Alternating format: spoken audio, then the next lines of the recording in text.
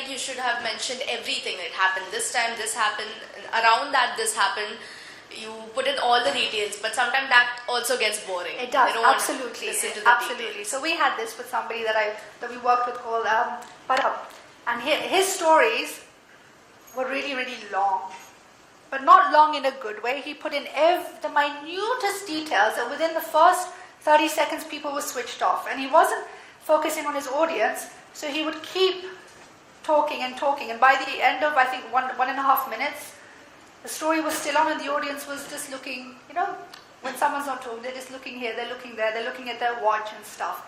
So I had to really, really work with him. It took me a few months to actually work with him on, this is what you have to leave out, this is what you have to put in, and focus on your audience. Now the way you tell a story, let's say I tell a story to you, may be very different to the way I say to Rona, right?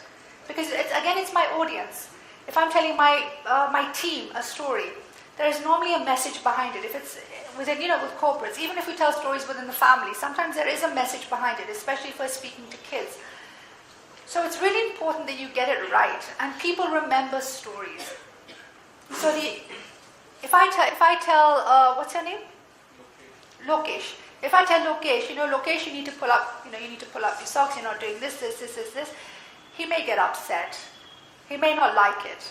He may respond, I don't know. But if I tell it very subtly, through a story, Lokesh, I knew somebody, and I tell a story which he can relate to, then he's more likely to be influenced by it. So storytelling is one of the biggest influences ever. And we can spend full days on storytelling, and I really, really focus a lot on that storytelling. In fact, that game really, really is brilliant, because I make people come up with on-the-spot stories that they have to really engage their audience by. And it is a really hot thing in the corporate world right now.